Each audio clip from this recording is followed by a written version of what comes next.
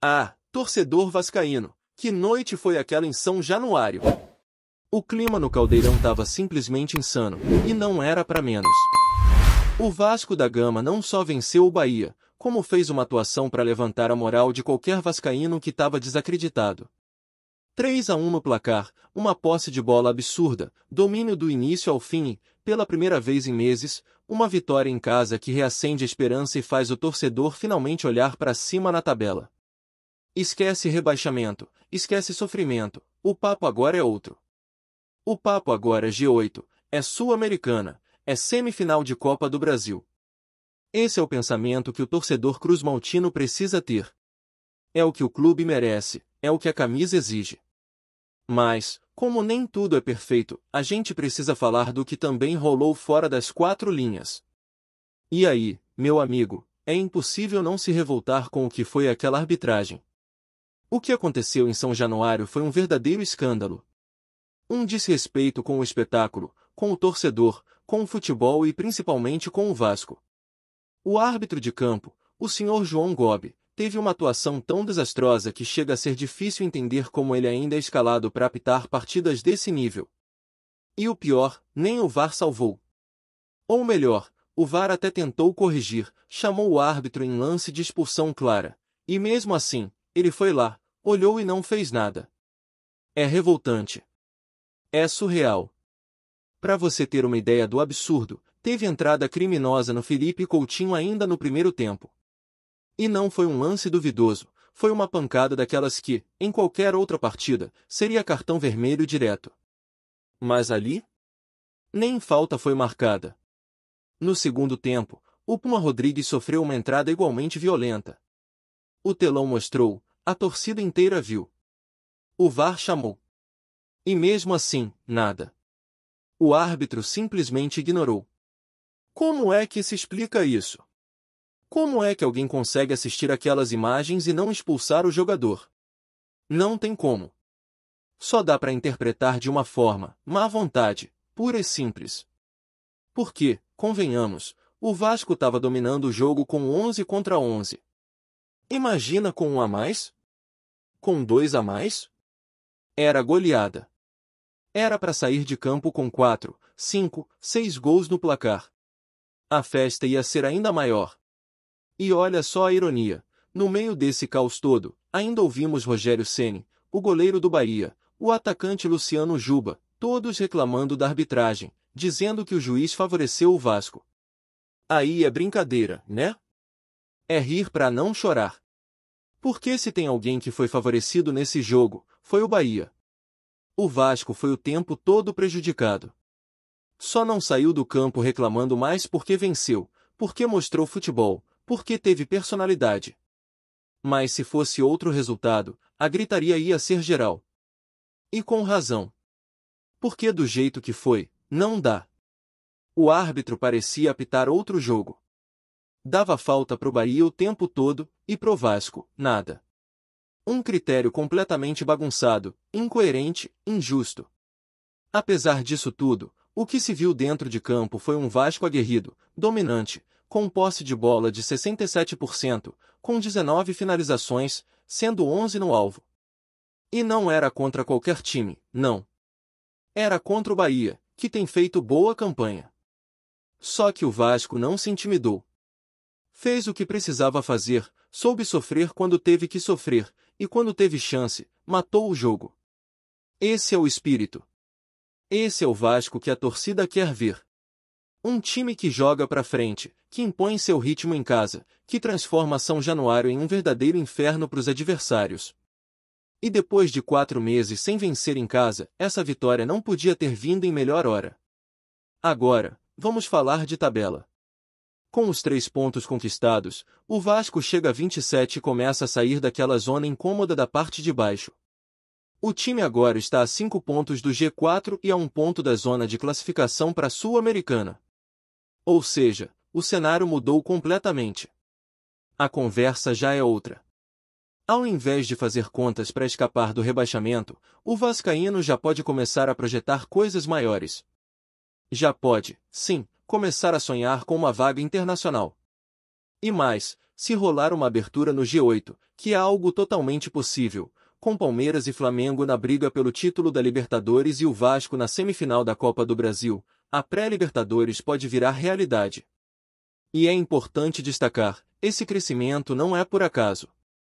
O Vasco vem numa sequência consistente. Nos últimos 6 jogos, foram 4 empates e 2 vitórias. Não perde há mais de um mês. É uma equipe que está encontrando seu melhor momento na temporada, que está ajustada, que está jogando com mais confiança, mais intensidade, mais inteligência. E quando o resultado vem junto com a performance, aí não tem como segurar. O torcedor sente, o estádio vibra diferente, o clima muda completamente. São Januário voltou a respirar futebol com alegria, e isso faz toda a diferença. Mas, de novo, não dá para deixar passar batido que foi aquela atuação da arbitragem. João Gobi errou demais. Foi conivente com jogadas violentas, não teve critério nas marcações, demorou para controlar o jogo e, principalmente, deixou de aplicar o que o regulamento manda. Quando o VAR chama para revisar um lance de possível expulsão, é porque o lance é grave. E mesmo assim, ele ignorou. Isso não pode acontecer num campeonato do tamanho do Brasileirão. E a diretoria do Vasco fez certo em se posicionar. Edmar Lopes foi à sala de imprensa e escancarou a insatisfação. Disse tudo o que precisava ser dito. Porque se o clube não se impõe, vira bagunça. Vira zona. E o Vasco não pode aceitar isso. Felipe Coutinho também falou após o jogo. E com razão. Ele foi uma das vítimas diretas da violência em campo. Tomou uma entrada fortíssima, correu risco real de lesão, e a arbitragem simplesmente ignorou. E o que mais revolta é que esse tipo de lance já aconteceu com o Vasco outras vezes. Já teve jogador expulso por fazer cera, como foi o caso do Léo Jardim, enquanto o goleiro do Bahia ontem fez ser o jogo inteiro e não tomou nem amarelo. Ficou um minuto inteiro para bater tiro de meta e o juiz só observando, passivo, sem atitude. Isso irrita. Isso tira qualquer um do sério. Porque mostra como o critério muda de time para time. Mostra que, muitas vezes, o peso da camisa influencia na hora do apito.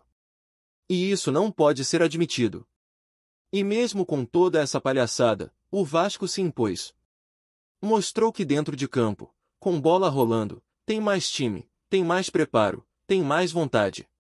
O Bahia, com todo o respeito, não viu a cor da bola. Só teve algum alívio quando o juiz interferiu. E mesmo com um jogador a mais em boa parte do segundo tempo, o Vasco não tirou o pé. Continuou atacando, criando, pressionando.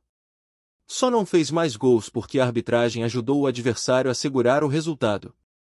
E quando a gente escuta Rogério Ceni falar de critério, de VAR, de favorecimento, sinceramente, não dá. É de uma hipocrisia absurda. Um festival de chororô completamente fora da realidade do jogo. O mais engraçado é que eles reclamam de lances em que o VAR nem deveria intervir e esquecem das entradas criminosas que os próprios jogadores do Bahia cometeram. É muita cara de pau. O Rogério fala que se o jogador fosse 10 centímetros mais baixo, a mão bateria no rosto e seria lance para expulsão. Aí, meu amigo, é como se diz, se meu pai tivesse cabelo, ele não seria careca. Esse tipo de argumento não dá. É forçar demais a barra. É tentar manipular a narrativa como se o Bahia tivesse sido prejudicado, quando na verdade foi o grande beneficiado da noite. E aí, no final das contas, quem sai como o vilão da história é o árbitro. Porque ele não controlou o jogo, não aplicou o que devia, não protegeu os jogadores e ainda teve a coragem de ignorar o VAR. Isso precisa ser revisto com urgência. A CBF tem que tomar providências. Não é porque o Vasco venceu que tudo vai ser esquecido. Pelo contrário. É justamente porque o time venceu, mesmo sendo prejudicado, que o alerta precisa ser ainda maior. Porque num jogo mais equilibrado, um erro desse muda o resultado. E aí já era. A campanha toda pode ir por água abaixo por causa de uma atuação desastrosa da arbitragem. E a torcida? Ah, a torcida deu um show. Lotou São Januário, apoiou do começo ao fim, empurrou o time nos momentos difíceis e fez a diferença. Foi a vitória da superação, da raça, da garra. Um jogo que fica marcado não só pelos 3 pontos, mas pela postura. O Vasco mostrou que está vivo, que está no páreo, que pode brigar. E se continuar nesse ritmo, com essa entrega, com essa vibração, ninguém segura. E tem mais coisa que precisa ser dita, porque o que aconteceu em São Januário vai além de uma vitória ou de erros de arbitragem. O que rolou ali foi uma virada de chave. O Vasco voltou a se impor dentro de casa, voltou a jogar com confiança, voltou a colocar o adversário contra a parede. E isso não é só mérito do time que estava em campo, mas também do ambiente criado pela torcida, da sintonia que finalmente começa a aparecer entre arquibancada e elenco. A conexão estava quebrada há meses, com o time apático, o torcedor desconfiado, São Januário sem aquele calor que sempre foi uma arma pro clube. Mas ontem, isso mudou. Ontem, o Vasco mostrou que pode usar sua casa como um verdadeiro caldeirão, e isso tem que ser mantido daqui para frente. Só que para isso continuar acontecendo, é preciso que o clube seja respeitado. Por que não dá mais para ver o Vasco ser prejudicado e ninguém fazer nada? O que a gente viu ontem foi um show de incompetência por parte da arbitragem. 3 lances de expulsão clara que passaram batidos. O VAR só apareceu em um deles. E quando apareceu, o árbitro simplesmente ignorou. O mais bizarro é que os jogadores do Bahia, depois da partida, foram reclamar como se tivessem sido as vítimas. E aí a gente entra naquele papo que cansa, mas que precisa ser repetido. Tem muito profissional no futebol brasileiro que se aproveita da narrativa de clube do eixo para justificar as próprias falhas. Ontem o Bahia não foi prejudicado. Muito pelo contrário. Se houve um time favorecido em São Januário, esse time foi o Bahia. É claro que ninguém está dizendo que o Vasco jogou o fino da bola. Ainda tem muita coisa para melhorar. O sistema defensivo, por exemplo, ainda vacila em alguns momentos. Tomar um gol dentro de casa, mesmo numa partida dominante, mostra que o time ainda precisa de ajustes. Mas o importante agora é que a confiança voltou. O time se reencontrou com a vitória no momento certo, se afastou da zona da confusão e começa a mirar coisas maiores. Esse é o ponto. O elenco entendeu que dá para sonhar. E isso muda tudo. E quando se fala em sonho, não dá para ignorar o contexto da tabela. Porque a classificação embolou de uma forma que, com mais 2 ou 3 vitórias, o Vasco pode entrar na briga direta por vaga em competição internacional. O G4 ainda é uma realidade distante, mas o G8, dependendo de quem vencer as competições continentais, pode se transformar na porta de entrada para um retorno à Libertadores. E o mais louco disso tudo é que não é exagero nenhum pensar nisso. Basta olhar os números, fazer as contas. O Vasco está só a 4 pontos dessa zona. E se o time continuar nessa crescente, não tem motivo para não acreditar. O time vem mostrando consistência. Contra o Bahia, por exemplo, o meio de campo funcionou melhor do que em outras partidas. A troca de passes foi mais eficiente, a posse de bola foi bem administrada, o time soube controlar o ritmo da partida. E isso é resultado de um trabalho que, apesar das críticas, começa a dar frutos. O Vasco, por muito tempo, foi um time perdido, sem padrão tático, sem alternativa ofensiva. Agora, não. Agora a equipe tem identidade, tem jogadores que entendem o que precisam fazer em campo, e isso se reflete no desempenho. Só que essa evolução não pode ser apagada por erros externos. A arbitragem não pode continuar sendo um obstáculo dentro de campo. Não pode ser que toda vez que o Vasco começa a crescer, apareça uma interferência como a de ontem. O que Felipe Coutinho falou no pós-jogo foi cirúrgico, não é questão de reclamar por reclamar. É questão de segurança dos atletas. A integridade física do jogador está sendo colocada em risco por causa de árbitros que não têm coragem de aplicar a regra. Não é possível que, com toda a tecnologia disponível, lances como aquele contra o Coutinho passem sem sequer uma falta marcada. E quando acontece de novo, no lance com o Puma, o árbitro é chamado pelo VAR e ainda assim se recusa a aplicar o vermelho. É isso que revolta. E revolta ainda mais quando a gente lembra que, em outras rodadas, jogadores do Vasco foram punidos com severidade por muito menos. Teve jogo em que Léo Jardim foi expulso por cera. Ontem, o goleiro do Bahia fez cera do primeiro ao último minuto e não levou nem amarelo. Esse tipo de diferença de critério é o que alimenta a desconfiança. É o que faz o torcedor sentir que está lutando contra um sistema além do adversário. E o futebol não pode ser assim. Precisa ser decidido na bola, no talento, na estratégia. Quando a arbitragem interfere tanto, vira outra coisa. Mas mesmo com tudo isso, o Vasco venceu. E isso é o mais importante agora. Porque mostra que, apesar de tudo, o time está em evolução. Mostra que tem força para superar até as interferências externas. E isso manda um recado forte pro resto do campeonato. O Vasco, hoje, é um adversário a ser respeitado. Voltou a vencer em casa, voltou a jogar bem, voltou a pontuar de forma constante. E a confiança que isso gera é gigantesca. Ainda mais com a torcida voltando a jogar junto. Antes de continuarmos, já te convidamos para se inscrever no canal Colina News e deixar seu like, assim você fica por dentro de todas as novidades do Vascão de forma exclusiva. Bora continuar! Nos bastidores do futebol carioca, um burburinho tem tomado conta dos corredores da colina histórica. Fontes não oficiais afirmam que o presidente do Vasco, Pedrinho, teria dado um recado claro. A Sociedade Anônima do Futebol, SAF, do clube está prestes a mudar de mãos, e o destino apontaria para ninguém menos que Al Hilal, empresário de origem estrangeira que já vem movimentando o mercado esportivo de maneira discreta, mas estratégica. Segundo os rumores que circulam entre dirigentes e jornalistas próximos ao clube, a negociação não seria apenas uma transferência financeira, mas uma verdadeira revolução na gestão vascaína. O próprio Pedrinho, segundo os boatos, teria comunicado aos membros da diretoria que a venda seria definitiva e que qualquer tentativa de adiar ou barrar o processo seria inútil.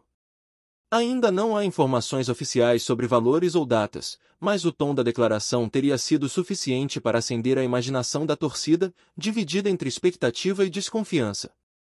A especulação ganha força quando se observa o interesse crescente de investidores estrangeiros em clubes brasileiros, especialmente aqueles com histórico de grandes torcidas e tradição nacional.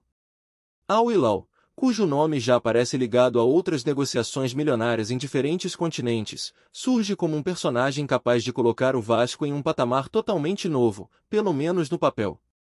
Fontes indicam que ele estaria interessado não apenas em lucros imediatos, mas em um projeto de longo prazo, que incluiria reformulação de elenco, marketing agressivo e possivelmente mudanças na estrutura administrativa do clube. Enquanto isso, a torcida vascaína não para de comentar nas redes sociais. Alguns veem na possível venda uma chance de ressurgimento e estabilidade financeira, outros temem que a história e a identidade do clube sejam diluídas em decisões tomadas fora do Brasil. Entre cafés e grupos de WhatsApp, a palavra Al Hilal se tornou quase uma senha, um símbolo do que pode ser uma virada histórica para o gigante da colina. Mesmo com a falta de confirmações oficiais, o rumor já é tratado como real dentro de certos círculos esportivos. Analistas não descartam que, caso a negociação se concretize, o Vasco possa se tornar um case de estudo sobre a entrada de capital estrangeiro no futebol brasileiro, com impactos diretos em elenco, marketing e até na relação com a torcida. Até lá, resta acompanhar cada sinal, cada declaração, cada movimentação no clube que, mesmo entre boatos, continua a ocupar um espaço de respeito e paixão no coração de milhões. Trazemos notícias atualizadas do Vasco todos os dias. Inscreva-se no nosso canal e dê um like para continuar recebendo notícias exclusivas. Compartilhe também a sua opinião sobre essa notícia nos comentários, isso é muito importante para o Vasco da Gama. Até o próximo vídeo.